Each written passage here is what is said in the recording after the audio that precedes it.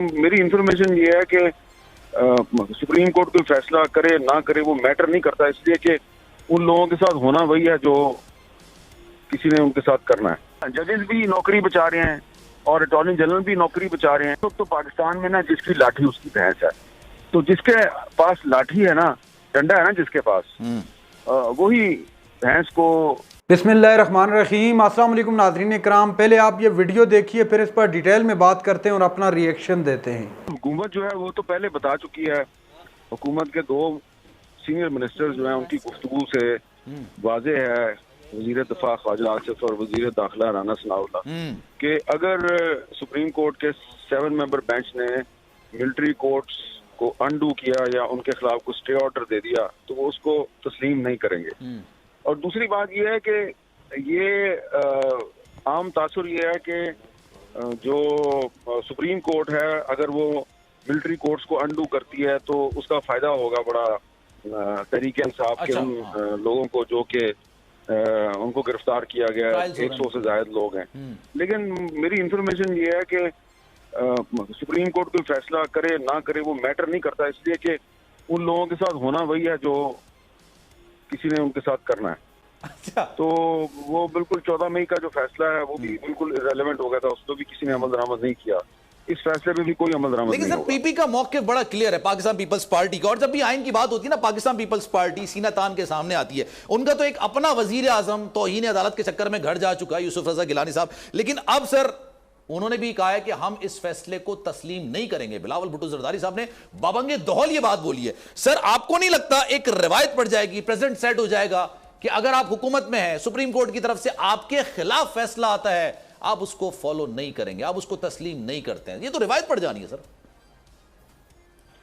जी हाँ, बिल्कुल ये रिवायत तो पड़ गई है। और जब सुप्रीम कोर्ट ने हुक्म दिया था कि 14 मई तक पंजाब और खैबर पख्तूनख्वा में इलेक्शन करवाए जाएं, तो उस वक्त मेरे जैसे लोग जो हैं वो इसीलिए कहते थे कि सुप्रीम कोर्ट का फैसला है, इस पे अमल दरामद करवा लिया जाए।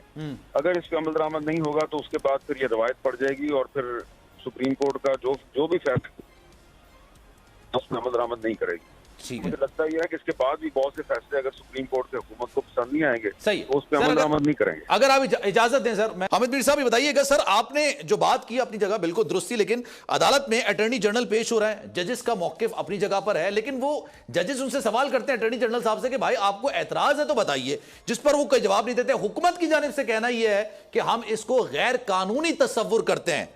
तो सर इस पर आपकी राय क्या है? अटॉर्नी जनरल का मौकिफ बिल्कुल डिफरेंट है, हुकूमत का मौकिफ डिफरेंट है। 14 मई का भी फैसला था, कहा जाता था कि हम नहीं मानेंगे, हम बॉयकॉट करेंगे, लेकिन अदालत के अंदर जाते थे तो कहते थे हमने तो ऐसा कुछ नहीं कहा। हुकूमत जो है वो सुप्रीम कोर्ट के किसी प्रैक्टिसिंग लॉयर को अटॉर्नी जनरल बना देती है ना, तो वो अटॉर्नी जनरल फिर जो है ना वो अपना जो बतौर वकील कैरियर है ना वो उसको भी बचाने की कोशिश करता है। तो अब ये जो इस वक्त आजकल अटॉर्नी जनरल साहब हैं, तो इनकी पार्टी का मौक़िफ़ कुछ और लगता है और हुकूमत का मौक़िफ़ कुछ और लगता है। सुप्रीम कोर्ट में जब वो जजेस के सामने बैठे होते हैं, खड़े होकर बात कर रहे होते हैं, तो वहाँ पे उनका मौक़िफ़ कुछ और लगता है। अच्छा। तो एक कन्फ्यूजन है, लेकिन मुझे ऐसा लगता है कि अटॉर्नी जनरल साहब जो है ना वो तो सिर्फ उन्होंने आइंदा भी प्रैक्टिस करनी है, तो इसलिए वो सुप्रीम कोर्ट के जजेस को नाराज नहीं करना चाहते। अच्छा। लेकिन हुकूमत के वज़रा जो है ना उनके बयान देखें तो वो बिल्कुल अटॉर्नी जनरल के बयान से बिल्कुल मुख्तलिफ नजर आते हैं। ठीक है। तो ये बहुत बड़ी कंट्राडिक्शन है और इस पे वजीर आजम शहबाज शरीफ साहब जो है उनको भी गौर करना चाहिए। आपने इसको बड़ा सही नोटिस किया और सवाल भी कर दिया, लेकिन इसमें वजीर आजम साहब जो उनको भी तो देखना चाहिए ना कि आपने एक अटॉर्नी जनरल बनाया हुआ है। वो बात आपकी सही है सर, तो फिर मैं आपकी बात से क्या खस करूं? अटॉर्नी जनरल साहब दोनों जानिब से अपनी नौकरी बचा रहे हैं, ऐसा ही समझूं मैं? जी हाँ, जजेस भी नौकरी बचा रहे हैं और अटॉर्नी जनरल भी नौकरी बचा रहे हैं। आप देखें ना, जजेस जो हैं वो अगर कोई असूली मौक़िफ़ पे कायम होते तो 14 मई को इलेक्शन कराने का हुक्म जो है उस पर जब अमल दरामद नहीं हुआ तो क्या करना चाहिए था? जजेस को फिर उस पर कार्रवाई करनी चाहिए थी ना तौहीन अदालत की। एक और फैसला वो देंगे, उस पे भी अगर अमल दरामद हुकूमत नहीं करती और उसके बाद भी वो खामोश रहते हैं, तो इसका मतलब है कि जजेस भी नौकरी बचा रहे हैं और अटॉर्नी जनरल भी नौकरी बचा रहे हैं। ठीक है। देखें जी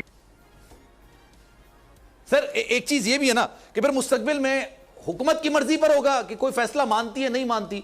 फिर सर सुप्रीम कोर्ट में जो केसेस चलेंगे उसका फैसला आ जाएगा तो फिर उसकी वक़्त क्या रह जाएगी सर, अगर ये बात कही जाएगी कि हम नहीं मानते, ये गैर कानूनी है, गैर आईनी है। तो पाकिस्तान में ना जिसकी लाठी उसकी भैंस है, तो जिसके पास लाठी है ना, डंडा है ना जिसके पास, वही भैंस को काबू में रखेगा, वही इस रियासत के तमाम अमूर पे अपना कंट्रोल कायम रखेगा। सही है। तो अब देखना ये है कि ये सुप्रीम कोर्ट के हाथ से तो छिन चुका है, तो ये डंडा किसके हाथ में है, और वो डंडा जिसके हाथ में है, अच्छा, वो ये डंडा किस किस के सर पे चलाएगा।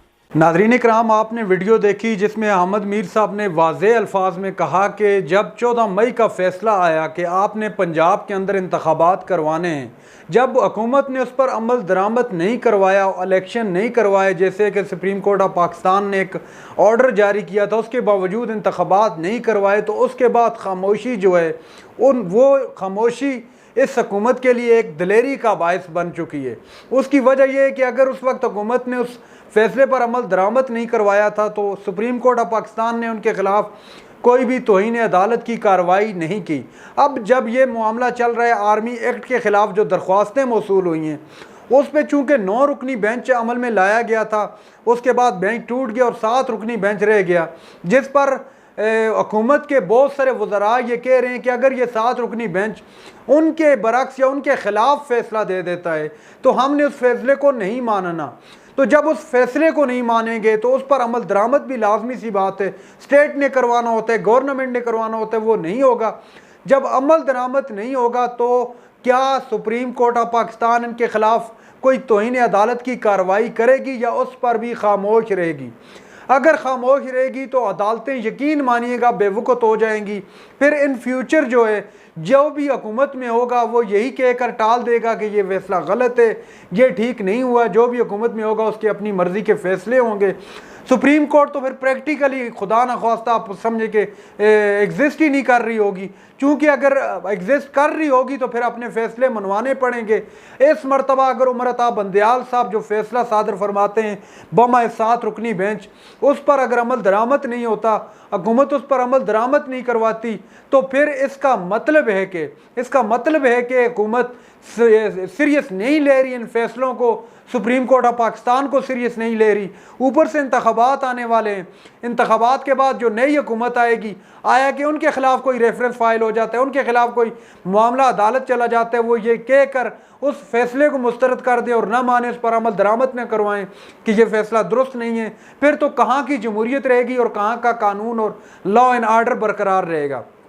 इससे पहले हमने देखा कि 14 मई का फैसला आया अदालत की जानिब से कि आपने इंतखाबात करवाने हैं पंजाब के अंदर। उसको पहले तो डिलेइंग टैक्टिक्स इस्तेमाल करके केस को डिले करने की कोशिश की गई हुकूमत की जानिब से।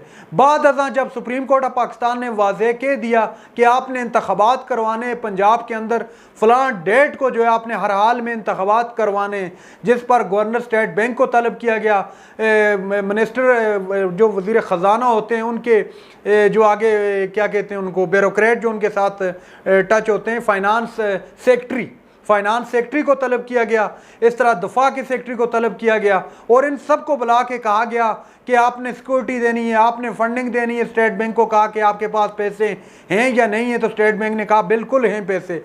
उसके बावजूद, इतनी वाज़ेह डायरेक्शन के बावजूद, वाज़ेह हुक्म के बावजूद ये रेशो में उलझा दिया गया मामलात को और इंतखाबात नहीं करवाए गए। कहते थे 4-3 का, 3-2 का, इन मामलों में पूरी कौम को उलझा कर इंतखाबात नहीं करवाए गए। और जब ये मामला अब अदालत में चल रहा है, कोई भी फैसला हो, ख्वाह वो हुकूमत के हक में आए या ना आए, लेकिन हुकूमत वक्त का ये काम है, उसकी अखलाकी जिम्मेदारी है, कानूनी कॉन्स्टिट्यूशनली डेमोक्रेटिक ये उसकी रिस्पॉन्सिबिलिटी है कि वो उस फैसले पर अमल दरामद करवाए। अगर वो ऐसा करवाने में नाकाम रहती है तो यकीन मानिए एक तो तौहीन अदालत होगी, दूसरा वो अपनी अखलाकी जिम्मेदारी से सबगदोश होने की कोशिश कर रहे हैं। अब हमने देखा कि ये जो हाल ही में चल रहा है मामला 9 मई के हवाले से, इस पर तो कार्रवाई ज़रूर होनी चाहिए।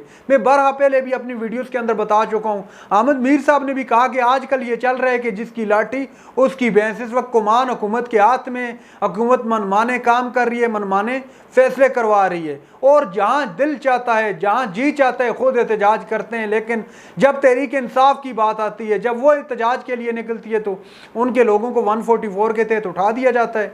144 के आपने 2 से ज़ायद बंदों को जमा नहीं होने देना, बस किसी भी केस के अंदर मुकदमे के अंदर उठा दिया जाता है, गिरफ्तार कर दिया जाता है।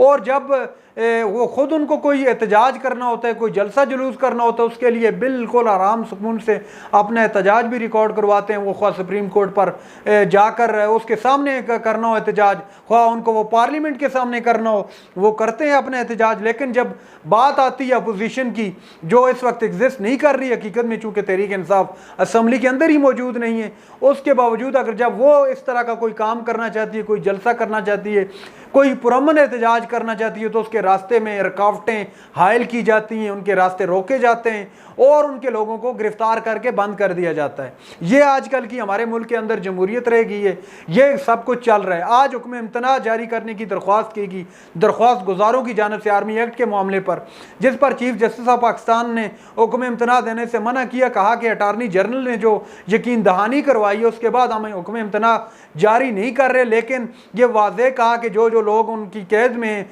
उनके साथ एक मुनसफाना सलूक होना चाहिए, उनको वकील का हक देना चाहिए। बहरहाल ये समात अभी चलनी, ईद के बाद पहले हफ्ते में ही मुअज़्ज़ज़ चीफ जस्टिस साहब ने कहा है कि हमने बताना है कि कब इस केस की अगली सुनवाई होगी। नाज़रीन इकराम, ये थी आज की हमारी वीडियो।